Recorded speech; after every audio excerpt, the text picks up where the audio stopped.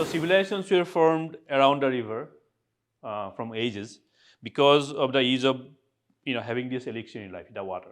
They can access to the water, and they can have access to food, right?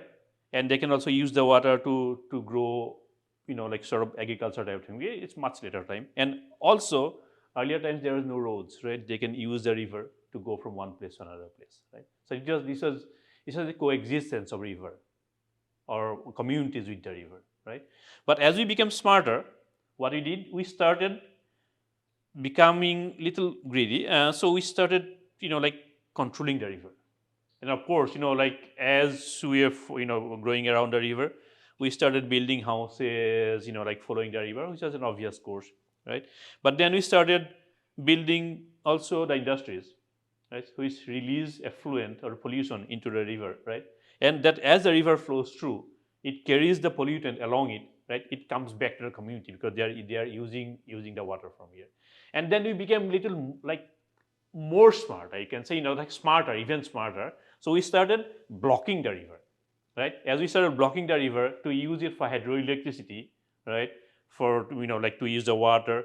First, we kill the river because we kill the ecology right there. But then we also actually started flooding these communities which are like closer to the dam in low lying. So we did like forced migration of these people. So we really messed up the whole system, right? So now this is a very nice model, river model, made by Mahseer Trust, where you can create the dynamics of the river to show cause to the students, right? Shashwat, why don't you just go ahead and like make a demonstration of this, right? Sure, sir.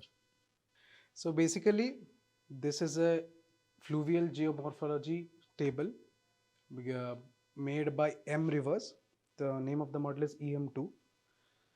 So it shows the flow of a river from the mountains to the ocean and how it meanders through the course and forms a delta and meets the ocean through its time. A river, when it originates in the mountain, it erodes all the nutrients from there and deposits in the plain, and while benefiting the communities that are residing in the low-lying areas. Now, the benefit is only in one season, and when there are two kinds of rivers. One is perennial and one is seasonal. So the perennial rivers flow throughout the year, while the seasonal rivers only get water when there is rains. This is the monsoon season. Considering the perennial rivers, the water level always doesn't stay the same. Now in the winter season, the river dries up a bit.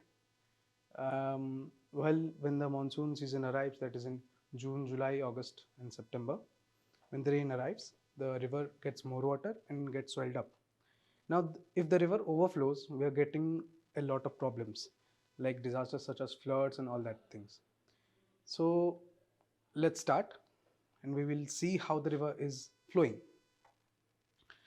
Um, when I start the water from here, we can see the glacier. Let's say the glaciers are melting little by little, and the water is flowing down from the mountains. It's trickling down, carrying with it all the sediments, and it's slowly depositing in the plains. Now, when the rain arrives, we see heavy flow from the water, and it leads to a lot of disasters and the houses that the communities that are on the banks of the river, they get swallowed by the river basically as the land is eroded through the heavy flow, and they are entirely destroyed and they have to relocate as per after the floods.